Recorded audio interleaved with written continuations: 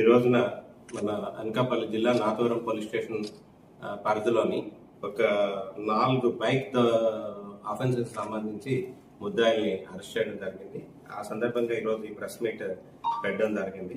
ఇటీవల మన Nathavaram police station పరిధిలో ఒక 4 అఫెన్సెస్ జరిగినాయండి. ఈ బైక్ అఫెన్సెస్ 2-వీలర్ వెహికల్స్ అనమాట. అన్ని కూడా పల్సర్ వెహికల్స్ అఫెన్సెస్ జరిగినాయి.